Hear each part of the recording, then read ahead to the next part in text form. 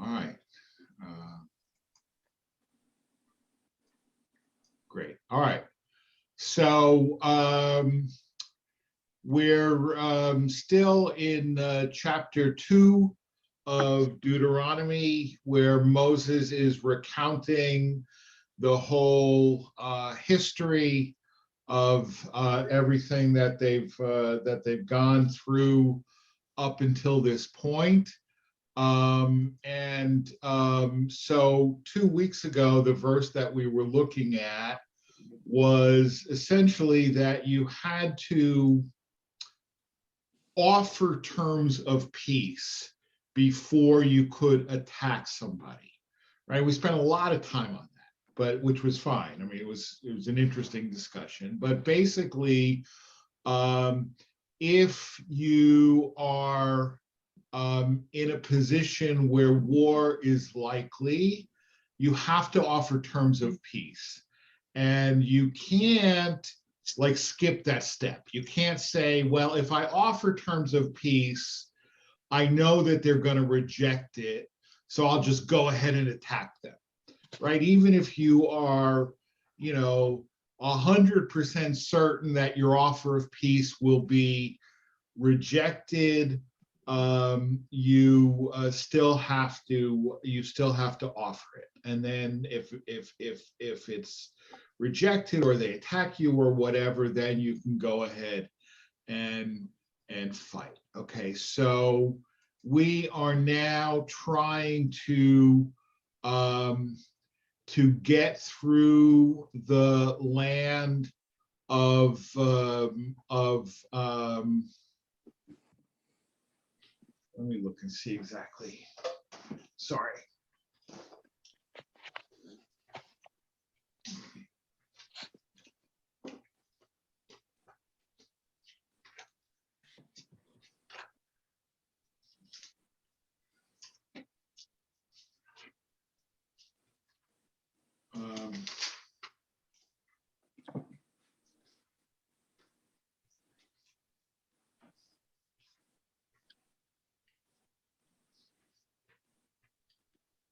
Okay, to King Sihon of Heshbon. Okay, so essentially, if they are in kind of southern Transjordan, right? They're going to cross over the Jordan River, eventually cross over the Jordan River into Eretz Yisrael. I mean, I lived down in that part of the world for a couple of years, so I'm very familiar with it. But so they had to pass through that territory. Basically, they're in what's now southern Jordan, and they're going up the valley to essentially to Jericho, and then they'll cross over at Jericho. And Jericho is just north of the top of the Dead Sea. So they've got to pass through these lands of these other tribes. And they just want to pass through. They don't want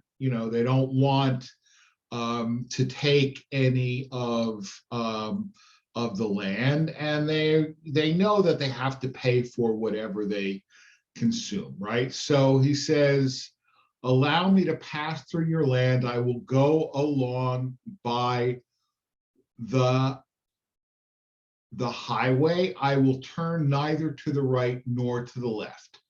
You shall sell me food for money that I may eat, and give to me water for money that I may drink. I will only pass through by my feet. Just as the children of Esau who dwell in Seir and the Moabites who dwell in Ar did for me, until I cross the Jordan to the land which the Lord our God is giving us.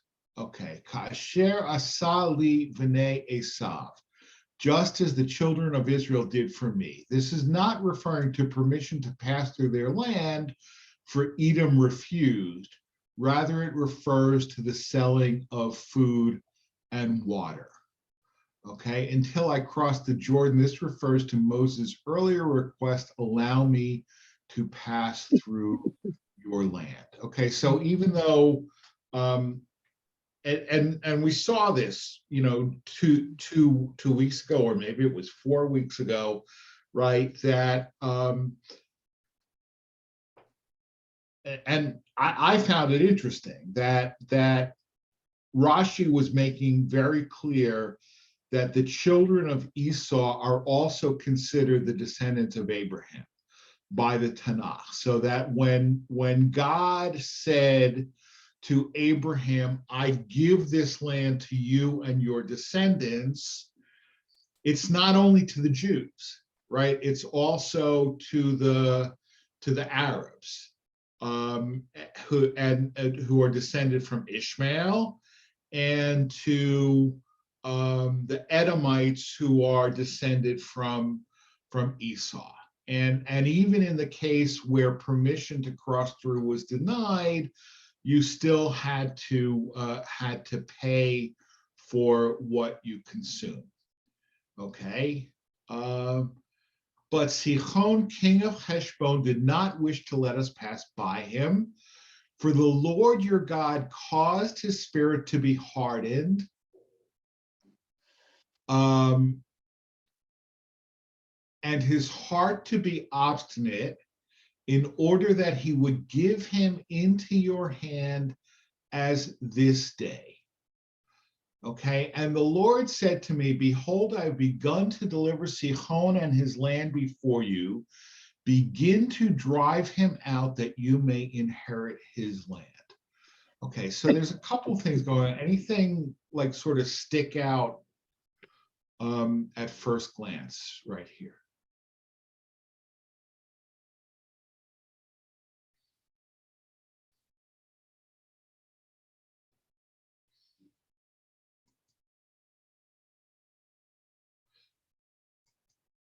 Right. I mean, the first thing that jumps out to me is that God caused his heart to be hardened, right? Just like with Pharaoh, right? And I still consider this to be morally problematic, right? That Pharaoh and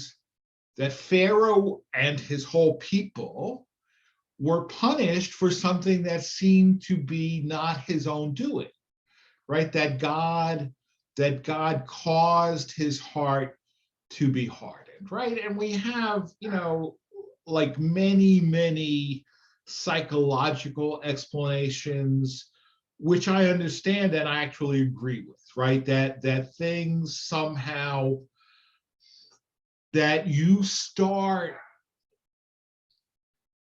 into process a series of events that, even though you started it, it suddenly seems out of your control, right? And so we have, in the first 5 plagues, it says Pharaoh hardened his heart.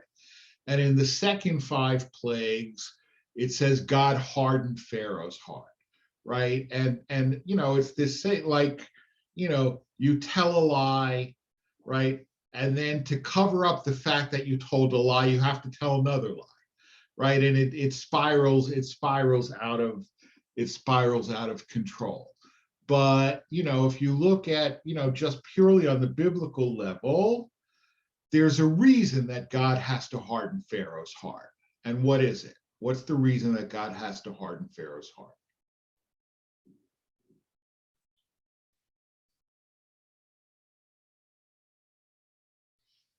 No? Well, Marcia, don't let me down.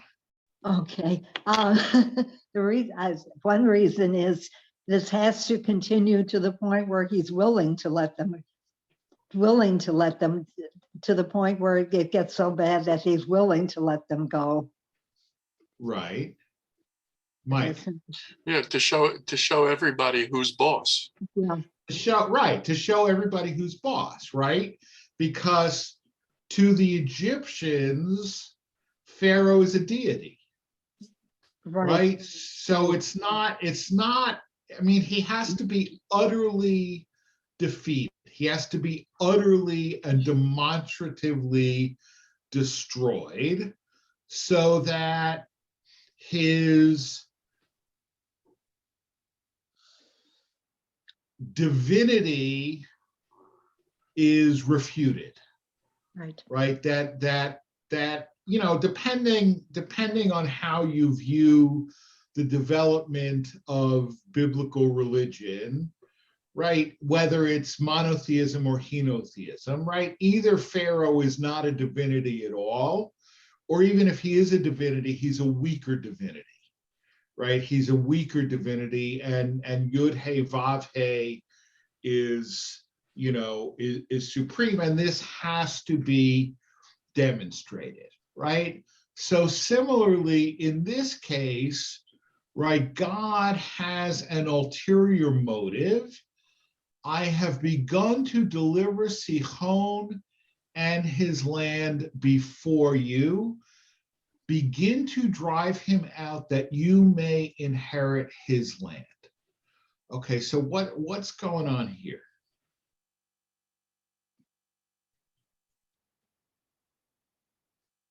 Right? God wants to give this land to Israel. Right? God wants to give this land to Israel, but God is not capricious. Right? I mean, we see elsewhere that I forget where exactly, but it's in the Bible somewhere where God says, you know, the iniquity of the Canaanite nations is not complete. Therefore, I'm giving you their land little by little, right? Which, I mean, and historically, I mean, even, you know, even the most traditional scholars tend to accept the fact that the Israelite conquest was gradual, right? Even though the book of Joshua portrays it as a one-shot deal, right? In point of fact, it took place over many generations. And then in the books of Judges and Kings, the reason is that God isn't merely capriciously taking this land away from them, right? That they have to sin.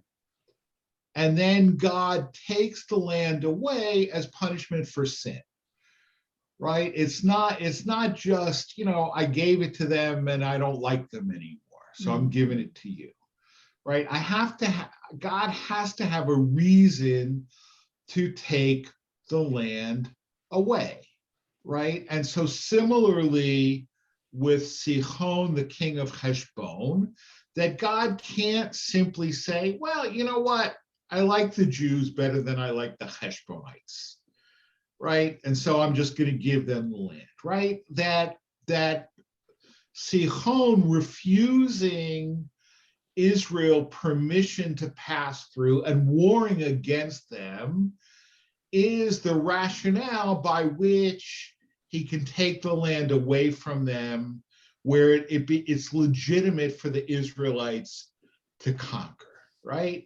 Now, it's still, I mean, I have to say, you know, as somebody who grew up in New York, right, you have a landlord who is renting somebody this rent-controlled apartment, right? And either they want to turn the building into a condo, or they simply want to rent it to somebody that they're going to be allowed to charge a lot more rent, right? And so they can't just kick the tenant out, so they have to figure out some pretense, right? Some pretense which gives them the excuse to kick the current tenant out, right?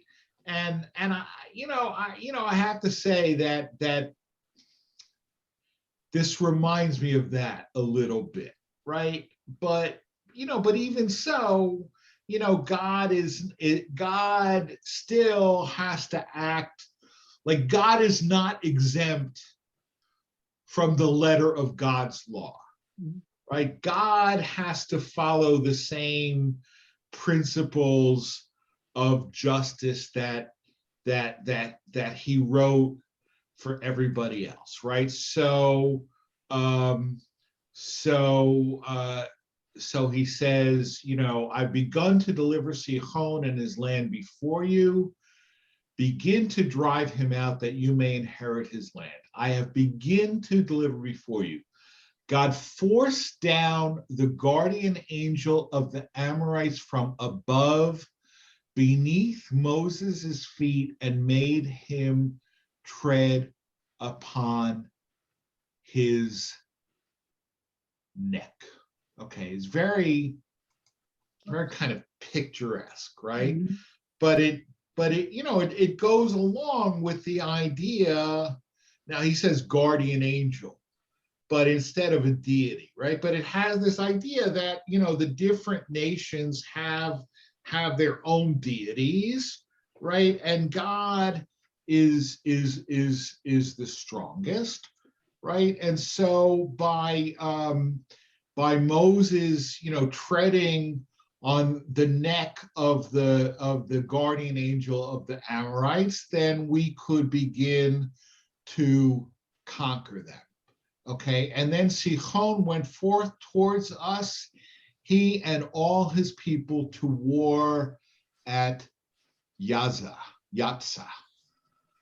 Sihon went forth. He did not send for Og to assist him. This teaches us that they did not require each other's assistance. So powerful was each one of them, right? Because Sihon and Og are allies, right? But and we see that even in the liturgy. Sihon Melech Ha'emori, Og Melech Bashan, right? Og is the king of Bashan. And but they felt that they were strong enough that they didn't need each other's help. And so Sihon went out by himself, but the Lord our God delivered him to us, and we smote him and his sons and all his people. Okay. Ve'et banav beno kativ shahaya lo ben gibor kemoto. Okay, so if you look at verse 33 in the Hebrew, right? So this is the bottom of the second page of the text, right? It says V'yitnehu Adonai Eloheinu lifanenu v'nach oto ve'et banav ve'et kol amo. But if you see the little parentheses, right, it says kativ ve'et beno, right? Do you know what there? You know what's going on with that, right? So there's in the biblical text, there are certain things, and Mike knows this because Mike lanes now and then, and Marcia and Barnaby, right? There are places where the text as it's written in the scroll differs from the way it's pronounced, right? And that's kind of a backhanded acknowledgement, right, that errors crept into the text, right? We can't really say that, but if we could say it, we would, right? So kativ means written. It's Aramaic. If it was Hebrew, it would be katuv, but it's Aramaic, so it's kativ. And kari, in Hebrew, it would be nikra or karua. Kri is how it's read. Okay, so in this place, it's actually just kind of minor, right? But we pronounce it banav, which means his sons. But in the written text, so if you had a Sefer Torah in front of you, the yud wouldn't be there, right? So you might read it as beno, right? What's the difference between banav and beno? Singular and plural. Right, banav is his sons, beno is his son, right? So Rashi is saying, right, his son. Sichon had a son who was as mighty as he, right? So in other words, when why does it say, in other words, why does it say, in other words, we smote him and his sons, or and his son and all his people? Why not just we smote him and all his people, right? His son is considered part of all his people, right? But there's a midrash, right? This is all in the realm of midrash. But Sichon had a son who was every bit his equal, and so it was like fighting against them double. Okay. And we conquered all his cities at that time and utterly destroyed every city, the men, women, and the young children. We left over no survivor. All right. So, yeah, Sue? It strikes me as funny, or I should say not funny, but like unusual, that there should be so much concern over offering peace before you go to war, and making sure it's a legitimate, they're really refusing things in order to have war. And then once they start fighting, they just slaughter everybody. Like it's Right. all of those rules that would seem to reflect a civilization that has so much concern for humanity, and then all of a sudden, once they fight, it's like all over with. Right. Right. So, no. So, what do you think about it? I mean, maybe at that time that was considered what you did in war, that you killed everybody. Maybe we're talking about a period of time, and we're judging it from the way things should be today. I don't Right. know. Yeah, Right. I think that's what we're doing. Because in ancient warfare, the city states, that's unfortunately what happened. Right. Look, I mean, I think part of it is, and that's, and it's always, look, the question of reading an ancient text through the lens of our own sense of morality is always fraught. Yeah. Right. And our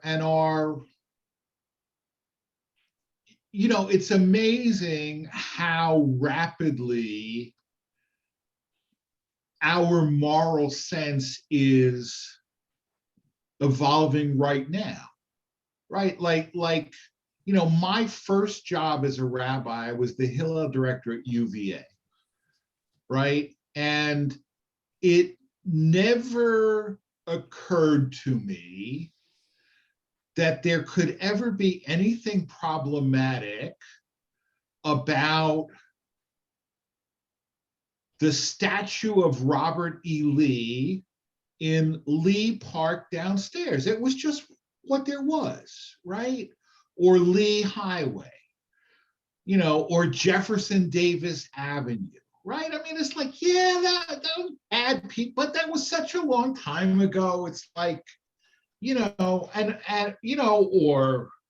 reevaluating Thomas Jefferson, right? I mean, if you had told me in 1988, right, when I became the Hillel director of Mr. Jefferson's University, right, that in 2021, New York City would take a statue of Thomas Jefferson out of the city council chambers, Right, right? right. You know, without venturing into the question of whether that was something that they should or should not have done, right? So that, you know, to a certain extent, it's always a valid question, right? How legitimate is it to evaluate something 3,500 years old by the standards of today, right? And when you do that, it can certainly venture into apologetics, right? I mean, the sort of the standard orthodox apologetics for the role of women in Judaism is that the role of women in Judaism was far more advanced than it was in other ancient peoples, okay? Which is true. And then the question is, but so what, right? Does the fact that it's advanced, compared to what existed in 2000 BC, or 2,000 years ago, mean that we should keep it today? No, right? I mean, the only answer that I can give, and it's not, I mean, I throw it out there for you, to accept or reject, but it's not, it's not ridiculous. I mean, my teacher, my mentor, Father Walsh, who was a biblical scholar, said that the purpose of this law was to take away the economic incentive to wage war. Right? In other words, if you can't go to war, if you go to war, right, and you can't capture slaves, and you can't capture the livestock, and you can't take the silver and gold as booty, right? You don't have an economic incentive to go to war anymore. It means that you only go to war when it's truly necessary for your defense. It makes sense, right? It still doesn't necessarily make it any less cruel, right? But it does make it a little bit, I mean, it makes sense, right? I mean, if you look, for example, at the Haftorah that we read a couple of weeks ago, the Haftorah for Bishalach, right? When we read about how Judith killed Sisera, right? The Canaanite general, right? And it ends with this kind of pathos, right? Sisera's mother is looking out her window and she's starting to worry her son should be back by now, right? And she consoles herself and she said, they're probably just distributing the spoil, right? And it says, Rechem taim lerosh gever, right? Which our translation says a damsel or two damsels to each warrior. Okay, but it literally means a womb or a pair of wombs to each warrior, right? That's what rechem means. It's a womb, right? So it's like, but that was it, right? That they went to war and they captured booty and they captured women, and every soldier got a couple of women to take home, right? And so by having this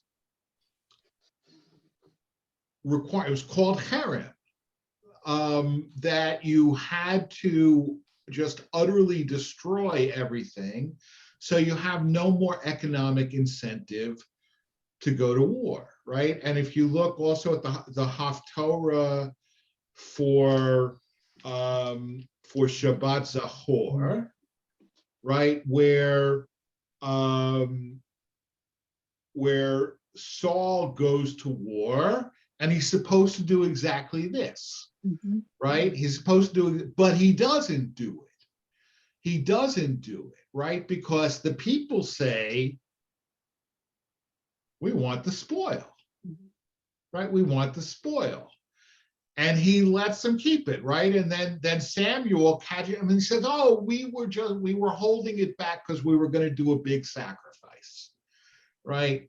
Which he knows is BS, Samuel knows is BS, and God knows is BS, right? But that's right. So they took this very seriously. I mean, again, I'm not saying, certainly, if we suddenly had a rule that said, you can't take captives and you can't capture enemy munition, you have to destroy everything. But at the same time, I mean, look, there is an economic incentive to go to war, right? There is an economic incentive to go to war. I mean, Dwight Eisenhower put his finger on it before anybody, the military-industrial complex, right? Now the economic incentive is a little bit different now. It's not so much so that we could capture stuff, is so much as the arms manufacturers could sell arms, right? But there's still an economic incentive to go to war. So this takes that away, right? I mean, Barnaby. Well, we can see this mitzvah, this law, in the light of taking away economic incentive, but then it becomes redundant with the first mitzvah of ki tetzei, with the how's it go again? Yefat Toar. The beautiful captive. Yeah, if you're supposed to kill all the women, then what's the use for a law to capture one of them?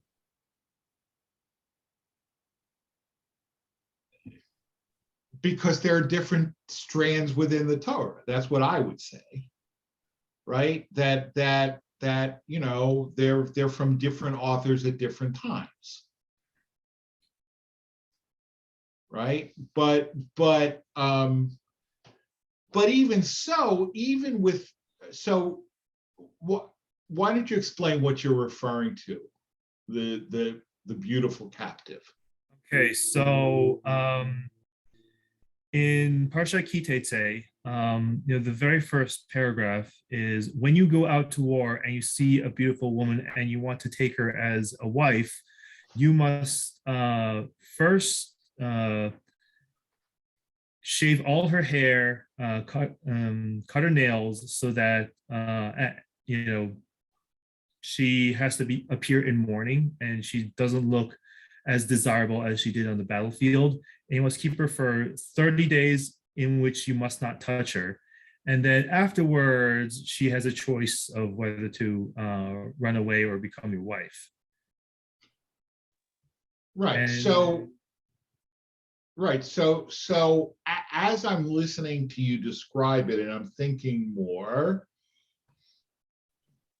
it still takes away the economic incentive, right? Because it's very explicit that you can't, if you decide after 30 days that you don't want her, or even if you marry her and then decide that you don't want her, right, then you have to treat her in every respects as a wife that you've divorced, right? You can't sell her as a slave,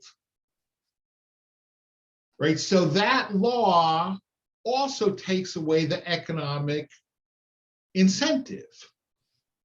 You can't say, oh, I captured her. Yeah, I thought I liked her, but she's noisy. She nags me. She can't cook very well. So I'll just sell her as a slave, No, you can't do that, right? So it's still, there's no economic incentive to go to war, Right. right? But that's They're different ways, they're different means to the same end. no, no, I agree, but it still begs the question: instead of taking her as a captive, why didn't you kill her when we were at war? Right. Well, and I could say, a recognition of human weakness, Perhaps. right? A recognition of human weakness in the same way that I think personally, it's pretty clear that God wanted us to be vegetarian, right? And that the laws of kosher slaughter and the laws of kashrut are concessions to human appetites. I would prefer that you not eat meat, but since you're gonna, do it this way, right? I would prefer that you not take captive women into your house, but since you're gonna, treat them humanely, right? A concession to human appetites. I mean, I think Fail-safe. that what? It's a fail-safe. Yeah, it's a fail-safe.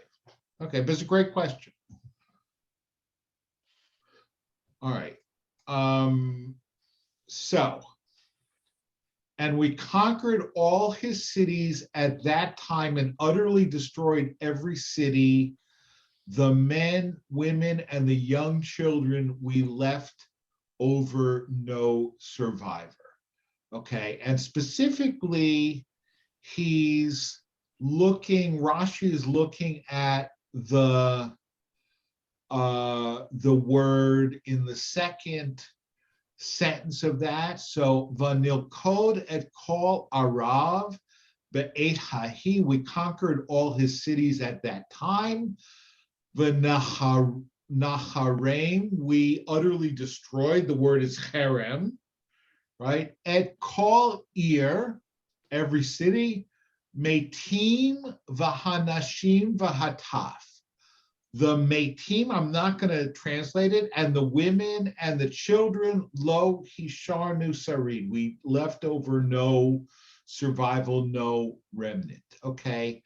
Now look at the word that is translated as men, right? It's metim, right? What is the literal meaning of metim? Dead people, right? Dead people, right? So Rashi is saying why, right? He's explaining metim means men. Okay, now you might think that that's weird, right? But the only reason that you would think that that's weird is because we're so used to our own English words that we don't think of what are the roots, right? But what does the word mortals mean? Death. Those dead. Right? Mortals means, right? We take it as people, right? But they're mortals because they are capable of dying, right? Unlike immortals who will not die, right? So metim are men, human being, because they will ultimately die, right? And I said this, within the last few weeks, somebody, and I don't remember what the context of the conversation was, but somebody was asking me, are you certain? Okay. And my response was, actually, no, I'm not certain. There is only one thing of which I am certain, absolutely certain. And that is that I am someday going to die, and so are you. Right? That is the only thing of which I'm certain. everything else is a best approximation or a best guess. But so that is the word for Metim. Okay, and so referring to the spoil taken from Sichon, it is stated bazaznu lanu, an expression denoting plunder bazah, because it was precious to them, and every man plundered for himself. When they came to the spoil of Og, however, they were already satisfied in full, and it was contemptible in their eyes. They tore into pieces and threw away cattle and garments and took only the silver and gold. Therefore, it states bazonu lanu, which is an expression of contempt. Okay. I'm going to skip a little bit because there's one thing here that it's getting a little late. And I just came across something that I found really, really fascinating. Like I said 2 weeks ago, we didn't get to it 2 weeks ago, but you're always learning something. I learned something that I had never heard of before in preparing for this class. So if you look at chapter 3, verse 9, okay, you see it? The Sidonians call Hermon Sirion, and the Amorites call it Sneer. Everybody see that verse? Yes. Okay. Sidonim yikra'u leHermon Sirion, v'Hamori yikra'u lo Senir, right? So talking about Mount Hermon, okay, so we're all the way, way up north, right? Because Hermon is actually Mount Hermon. I mean, it's such a big mountain that it's that the Israeli part of Hermon is in the Golan, right? But even accepting the borders as they exist today, Mount Hermon is actually in 3 countries. Part of it is in the Golan, which Israel has annexed, but they captured it from Syria in 67. Part of it is still in Syria, and part of it is in Lebanon.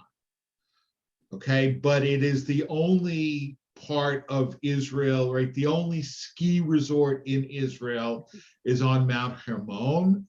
And at least for now, I mean, I think it's still snow covered year round, although, in our infinite wisdom, that will probably change within a couple of years as the pace of global warming continues. I mean, we're seeing other mountains that used to be, certainly in California and Nevada, mountains that used to be snow-capped year-round are not anymore.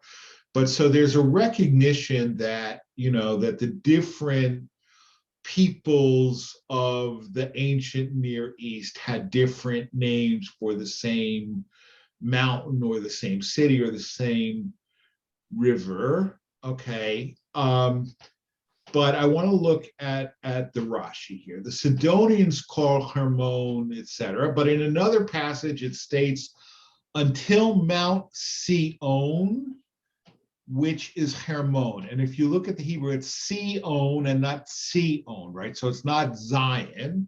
So we see that it had 4 names, Hermon, Sirion, Sneer, and Sion.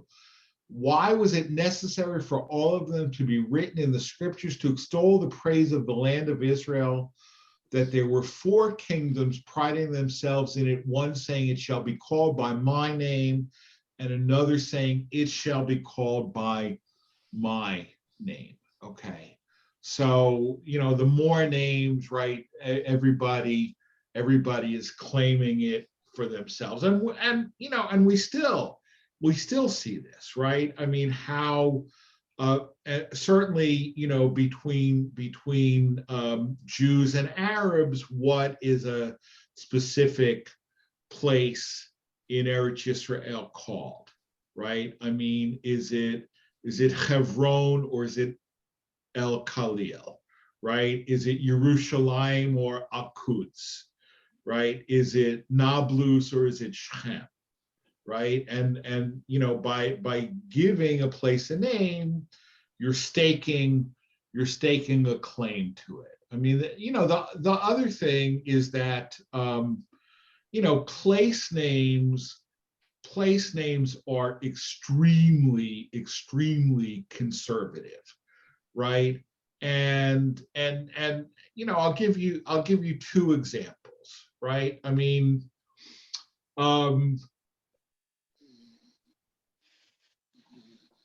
the airport that sits right on the Potomac River, right? What is that airport called? If you're, National Airport, What? Reagan National Airport. Yeah, but what do you call it? national. Well, no, I call it national. That's national. Right? National, right? If you grew up here or live here long enough, it is National Airport, right? And Or if you're a Democrat. Right. yeah, but I think it's not just that. I mean, yeah, that's part of it, right? I mean, certainly it galls me to call it Reagan, Mhm. but I think that place name, look, I mean, I know, look, my parents called JFK Airport Idlewild Yeah. for a good couple of decades after the name was formally changed to JFK, right? And you know, BWI, I mean, and how many people call it Thurgood Marshall BWI, right? And I have no objection whatsoever to calling it after Thurgood Marshall, but place names are conservative. D, go ahead. It's funny, you don't even have to be famous to have this issue. My father was a very prominent builder and developer, and it still happens when builders are starting new communities that they name streets and roadways after family members. Right. There's a development at the border between Washington, D.C., Northwest Washington, D.C. and Silver Spring called North Portal. It was one of the first developments that grew when people were moving out of DC and into Montgomery County. And it backs up to Rock Creek Park. And originally, all you had to do was to, when you got the plat set with the authorities, you had to give them, either they had to tell you what it had to be named, or you could tell them what you were naming. And so there were 4 streets in North Portal named after my family. So I just thought I'd throw that out there. Right. It still happens today. Right. But place names are very conservative. But yeah, Mike. Well, to the center of your argument about, one second, let me see if I can, of Sue's question. It's tough to keep that argument in play when, how do we get backwards? Why can't I, there we go. There I go. So they were satisfied, and so they were full, and so everything else was contemptible, and they tore everything and threw away the cattle and garments, and they took only silver and gold. You know, if you're going to use that argument of it's part of a grand scheme by God to not have you enjoy booty so that you won't commit war, I mean, I think that sentence sort of flies in the face of that. I agree with you. I agree with you. I didn't, there was something else that I wanted to get to, so I didn't address, but I completely agree with you. But but the whole discussion, sort of rationalizing, thinking about what God was thinking and trying to accomplish, I find that a toughie, because you know there's 6 gajillion ways of stacking the deck when you're in charge like that, so that people instantly learned once and for all, you don't do that. And that would have, should have, could have taken care of it. And to imply that God needed these subterfuges in order to keep the economic, to protect against war. I mean, allowing, commanding women and children to be killed, including the children of animals, so that there's no booty. I just have a tough time with it. No, I do too. And I'm not saying I necessarily buy it. It's not my theory. It's my teacher's theory. And I throw it out there for your consideration. I mean,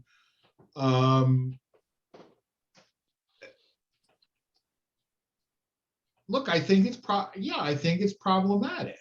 And the other example that we,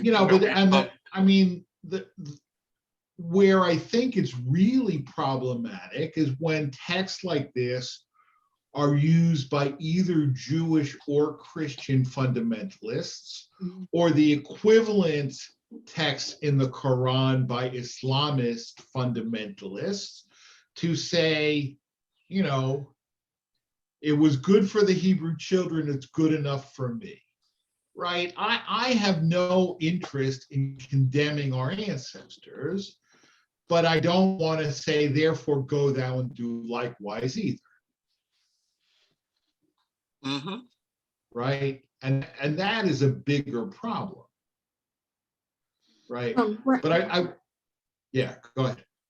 Well, I also wondered if it couldn't be used as a defense for fundamentalists who always point to the God of the Old Testament as being, fire and brimstone, and the God of the New Testament being all love. And right, but these same people have no problem saying, well, we got to kill all the gays or whatever. I mean, so I'm not, but these texts can be dangerous. I mean, if you look at Baruch Goldstein, right, who killed, was it 29 worshipers at prayer in the cave of the Machpelah, he was clearly inspired by these kind of texts, right? And I'm happy to say that was then, this is now. But for somewhere like Baruch Goldstein, then is now, right? And that's where it becomes really problem. But I want to move on, because there's just this one text that I want to get to, because I learned something and I'm excited about it and I want to share it. Go for it. Okay, so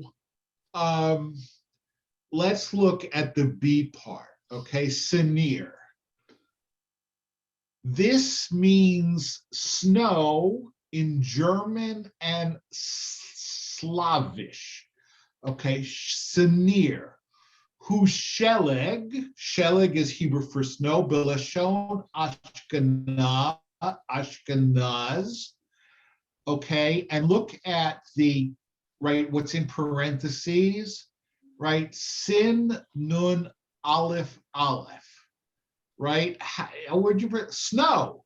Right? That Rashi has written snow in Yiddish orthography, right?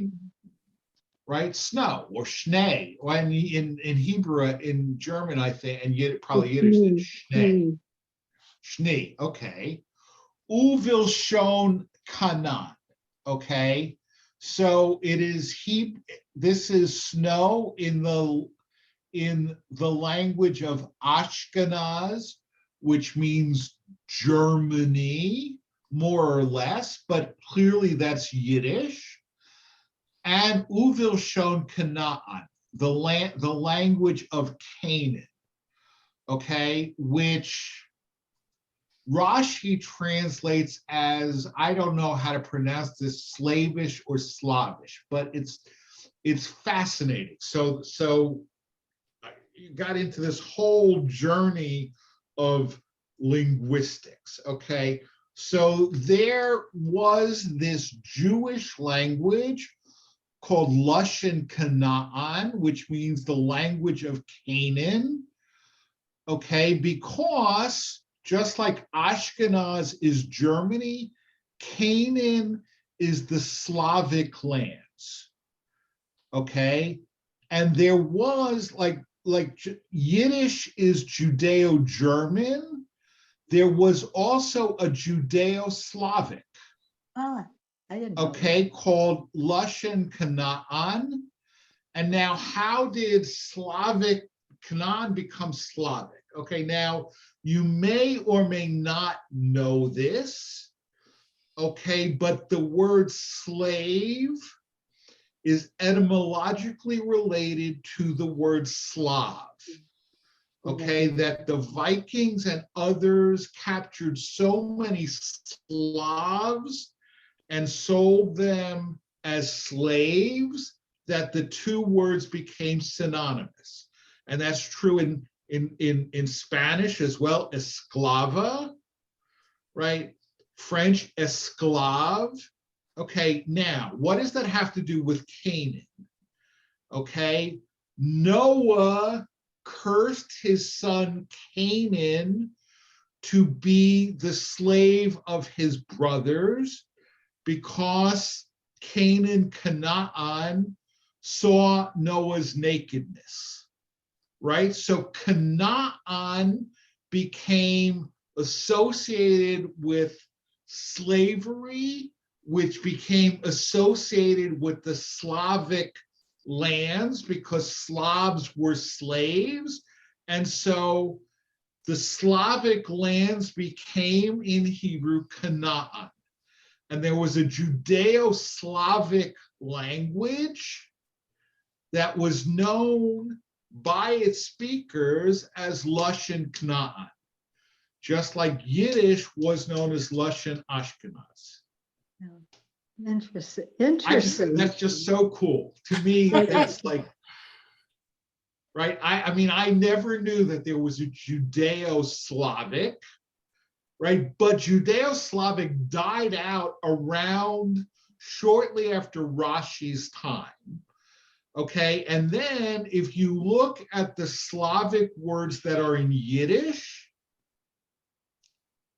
they came into Yiddish through Judeo-Slavic because they do not represent the forms that they are in modern Polish or Russian or Ukrainian. They much more resemble ancient Slavic than modern Slavic. So they probably came in through Judeo-Slavic, right? But there are all these different Judeo, right? Like I wrote about Wednesday about this TV show, Ladino, Judeo-Espanol. And I don't know if any of you, I don't know, Mike, have you ever heard anything in Ladino? But you would understand. Yeah, because what's his name? The Chazan Ramon Tassat. Tassat, Right. he sings some stuff in Ladino. Right.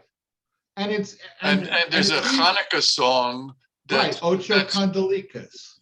Exactly, Ocho Candelicas. Sure. Right. And yeah, I see your hand. And there's also like others, like there's the Cuando El Rey Nimrod, right? Which the refrain is Avraham Avinu, Padre querido, Padre bendito, luz de Israel.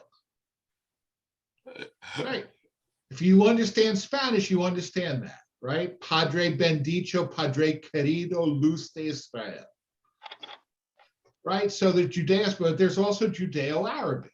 Yeah. Right. And you could say in a way like like what they speak in Borough Park, Judeo-English. Right? I mean, it is its own dialect. Yeah, D, you want to say something? Yeah, I don't remember. That was very good. I don't remember the name of the group, but a few years ago, before COVID, the original Glen Echo Park used to have performances in like a crafts fair in the summer, and they had a featured group, a band. I didn't know anything about Ladino until I was there, and we sat in on their performance, and I recognized the Spanish part, but I was sitting there scratching my head because I could hear I don't know, Hebrew, Yiddish, maybe both, I'm not sure, mixed It in. wouldn't and I be started Yiddish, it'd be imagining Hebrew. things. But Right. it's a Ladino group, and they Right. perform all over the country. Well, there's the folk singer who passed away recently, Floria Flora Goda. Jagoda. Yeah. Yeah, who tried to who popularized the Ladino. Yeah. Mhm. Yeah. All right, so if nothing else, you learned about, Judeo-Slavic and saw Rashi write snow in Hebrew letters. Right. All right, good night, Shabbat Hey, Shalom. Good before night, you everybody. go, Shakoah. Rabbi, Thank I wanna you. ask you a question. Shalom. Yeah. Good All right. night. I'm not Thank you, asking Rabbi. from a political point of view. I'm asking this for clarity. This whole Whoopi Goldberg thing that came up, isn't it an ongoing issue from biblical times to today as to even among Jewish